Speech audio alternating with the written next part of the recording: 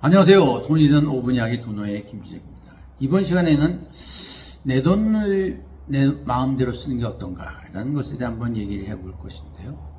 돈은 이 세상의 축소판으로 되고 있죠. 바로 돈에 대한 오해를 풀고 돈에 대한 올바른 태도에 대해서 한번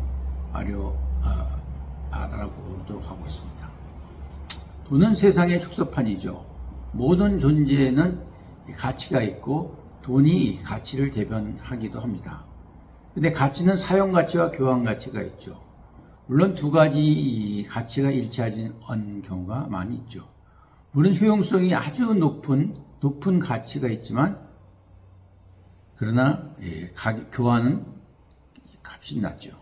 근데 없어도 살 수 있는 다이아몬드는 가치는 낮지만 그러나 비교적 돈이 많이 드는 그런 서로의 양면성이 있는 것이 사실입니다. 그래서 돈에 대한 네 가지 태도는 첫 번째는 돈을 도덕적으로 그릇된 것으로 보는 태도인데요.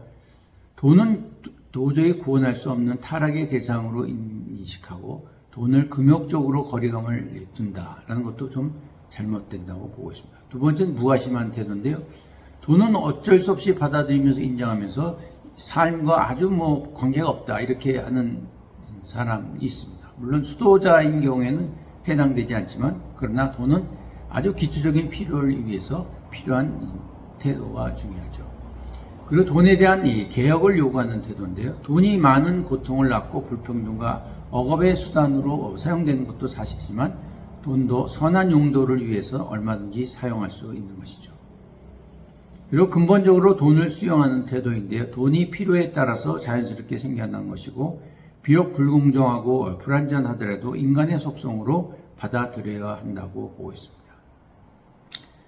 그리고 돈의 오해를 한번 간단히 살펴봐야 되는데요.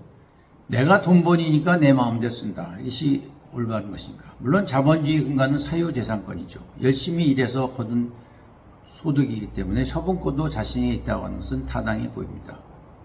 그러나 인간은 주어진 환경의 노력에 의해서 반드시 돈이 오는 것은 아니고 여러 사람이 합쳐서 오는 경우가 많기 때문에 내 돈이니까 내 돈이라고 생각하는 것은 참 오해가 아닌가 보고 있습니다. 두 번째는 돈이면 무엇인지 할 수 있다는 오해죠. 보통 사람은 하루에 60%, 70% 이상 돈 생각을 한다고 그래요. 사실 돈으로 할 수 없는 것은 적은 건 사실이지만 그러나 돈으로 인해서 자식은 키웠지만 자식이 돈 때문에 부모를 고통스럽게 하고 죽이기까지 하는 그런 돈은 아주 양면성이 있기 때문에 돈이라고 해서 모든 걸 할 수 있는 것은 아닙니다. 세 번째 오해는 돈이 많으면 행복할 것이다 라고 하고 있죠. 그러나 탐욕은 만족을 모르고 솟아나는 자기 기만이라 할 수 있습니다. 그래서 소유가 바로 행복이라 이런 말은 성립될 수가 없는 것이죠. 간디는 이렇게 얘기를 합니다. 이 세상에서 모든 사람의 필요를 채워줄 만큼 충분하다. 그러나 모든 사람의 탐욕을 채우기는 부족하다고 하고 있습니다. 그래서 부자가 더 행복할 것이라는 가정은 잘못된 것이지요.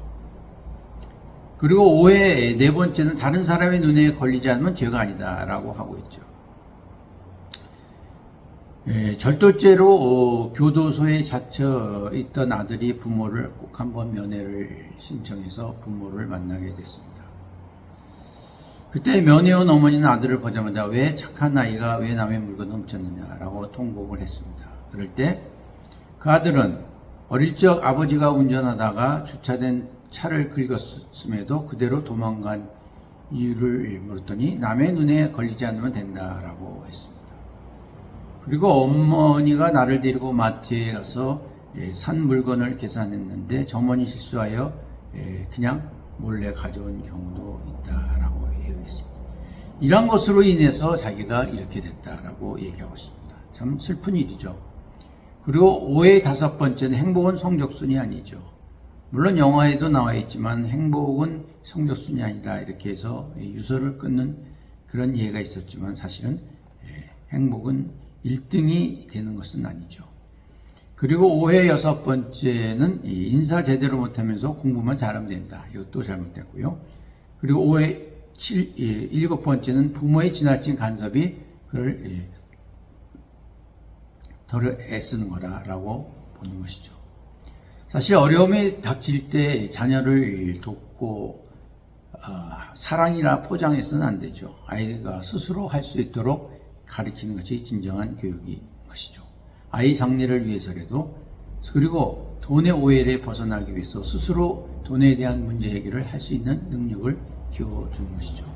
돈 관리 공부를 시키지 않게 되면 도박꾼이나 일하는 도박장의 딜러와 같은 존재가 되지 않을까 하는 우려를 낳게 됩니다. 감사합니다.